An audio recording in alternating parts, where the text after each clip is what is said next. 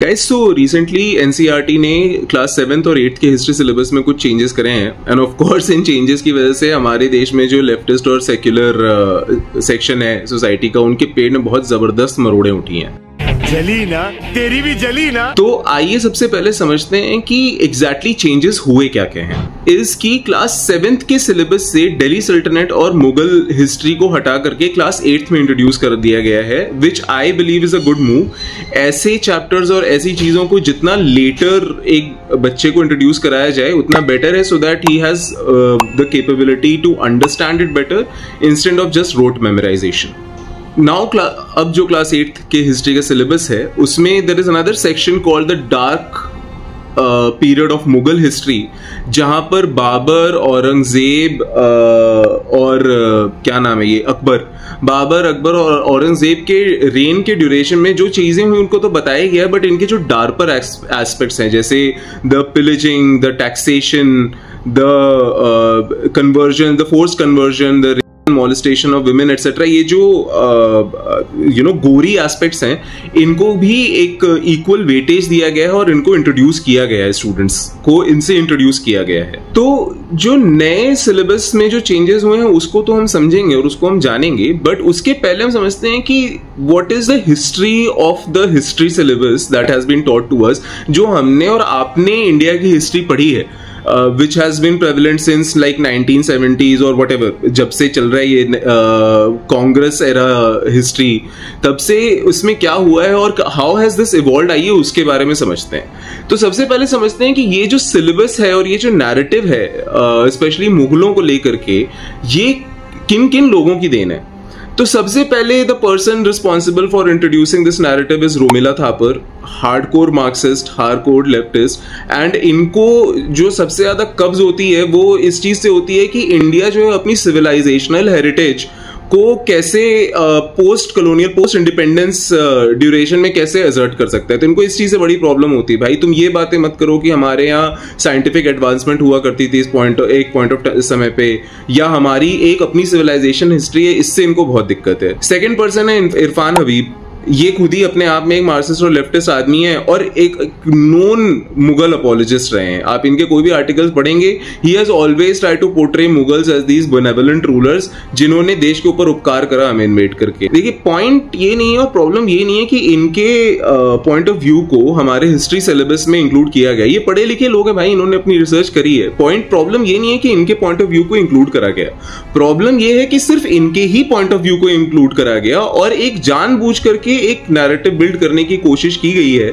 हमारे history books में, that Mughals were these benevolent rulers जिन्होंने इंडिया को इन्वेड करके हमारे ऊपर एक उपकार कर दिया। भाई अगर इन लोगों की माने तो Akbar was this epitome of like this benevolent ruler, और मतलब इन्होंने तो एकदम इनके अंदर ही गंगा और जमुनी दोनों तहजीबें इन्हीं के अंदर से बहती शुरू होती हैं।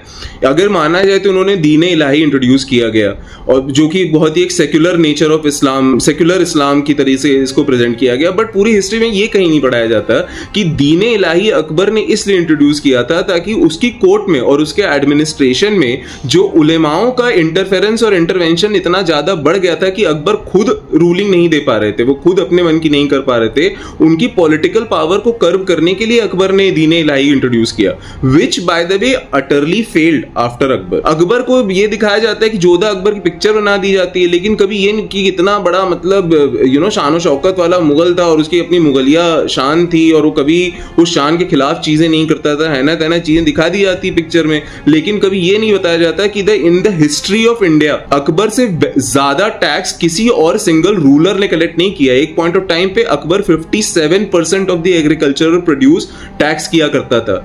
औरंगजेब को दिक्कत थी भाई इस चीज से कि ये ज्यादा टैक्सेशन है। आप समझ रहे हो, अगर if something is extreme for Aurangzeb, imagine कि वो किस लेवल पे काम किया करता था। ये वही अकबर हैं जिन्होंने रूल लाया था कि हमारे देश में अगर औरतें बिना व्हील के, बिना घूंघट के या बिना अपना सर ढके अगर चलेंगी तो उनको सीधा प्रोस्टिट्यूशन में डाल दिया जाएगा। ये चीजें तो नहीं बताई जाती हैं अकबर के बारे में। अब आते हैं बाबर के ऊपर, इनके जो दादा थे, आइए इनके ऊपर आते हैं। तो according to Congress, Romila Thapar and ये जो इनका इल्क है, अकॉर्डिंग टू देम बाबर तो मतलब कवि आदमी थे भाई।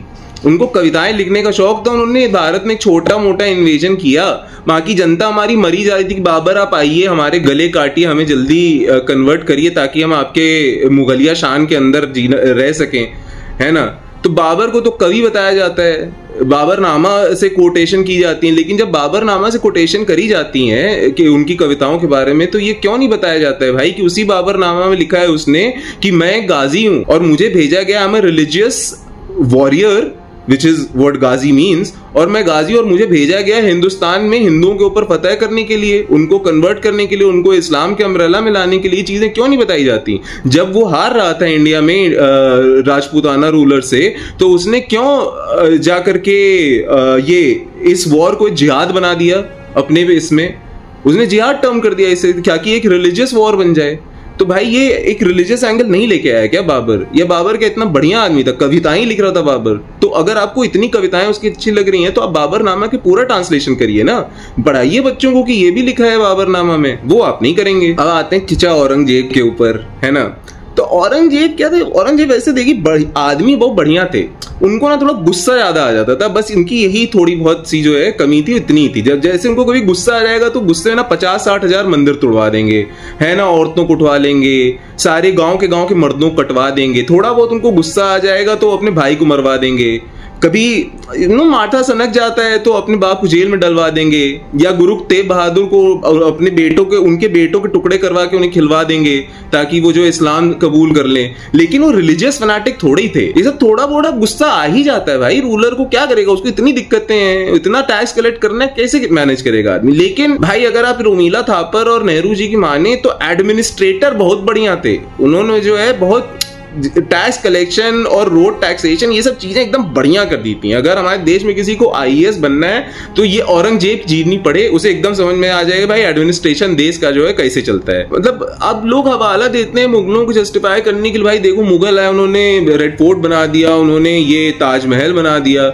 अरे भाई ताजमहल बनाकर कौन सा बड़ा एहसान कर दिया। जिस समय हमारे देश में शाहजहां ने ताजमहल बनवाया था उस समय देश में एक अकाल पड़ा हुआ था, उस समय शाहजहां 6 करोड़ की अपनी कुर्सी बनवा रहे थे, इट्स कॉल्ड पीकॉक थ्रोन और समथिंग, 6 करोड़ की अपनी कुर्सी बनवा रहे थे। उस समय उन्होंने फैमिन रिलीफ के लिए, अकाल के इसके लिए 1 लाख रुपए दिए थे। अगर भाई ऐसे ही वो भारतीय थे तो फिर विंस्टन चर्चिल भी भारतीय थे जिन्होंने 6 लाख 60 लाख बंगालियों को मरने दिया बंगाल फेमिन के समय में। तो विंस्टन चर्चिल भी इंडियन ही थे भाई, फिर तो सारे ही लोग ये सब भी इंडियन थे। देखिए जैसा ही मैंने कहा, प्रॉब्लम ये नहीं है एग्जिस्टिंग सिलेबस में, जो कि मैं एटलीस्ट मेरे समय तक and I am sure until 2010-2012 जो हिस्ट्री पढ़ाई गई है उस सिलेबस तक, प्रॉब्लम ये नहीं है कि मुगलों को एक अच्छी लाइट में दिखाया गया है या उनकी अच्छी बातें जो उसको हाईलाइट किया गया है।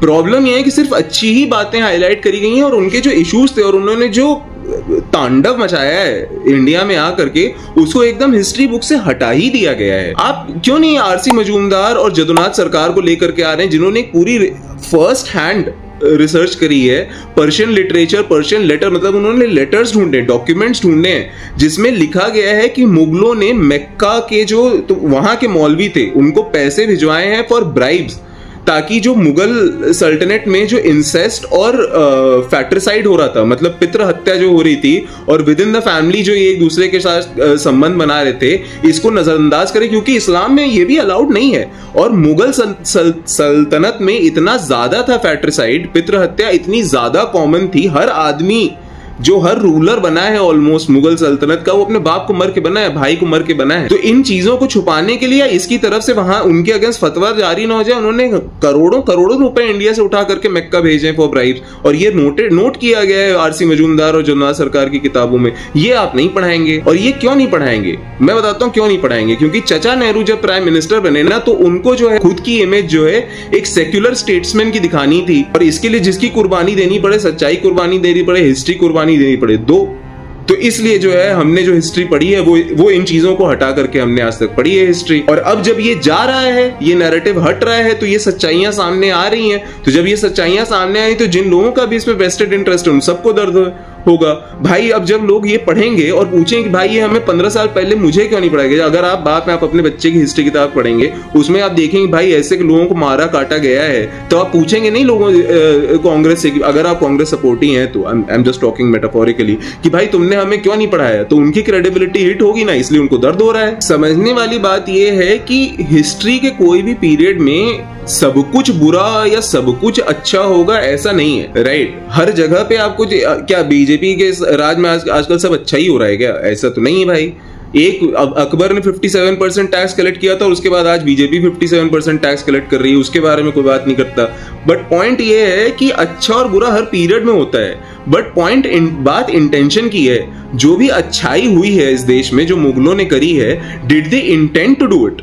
क्या अगर आप वैसे बात मानेंगे तो हमारा आईएएस का जो पूरा सिस्टम है, सिविल सर्विसेज का, रेलवेज का जो पूरा सिस्टम है, सरकारी गवर्नमेंट फंक्शनिंग का, हमारी न्यायपालिका का, ये सब कुछ तो ब्रिटिश वॉरवुड है, ये सब कुछ तो ब्रिटिश एस्टैब्लिश करके गए हैं। आज भी 1800 के कानून चल रहे हैं हमारे देश में, तो क्या आप ब्रिटिश राज को अच्छा मान लेंगे? पहली चीज, on an average was it a positive for you? No. On an average was the intention to do something positive? No.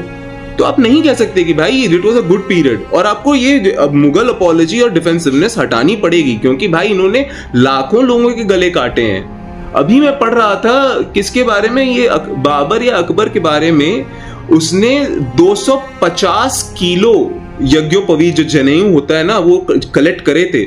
201 जनेऊ का कितना वेट होता है? आप सोचो उसने कितने लोगों के गले काटे होंगे और कितने लोगों को फोर्सिबली कन्वर्ट किया होगा। ब्राह्मणों की बात कर रहा हूं मैं, कि 250 किलो कलेक्ट हो गया जनेऊ। तो भाई ये कोई बहुत बढ़िया आदमी नहीं है।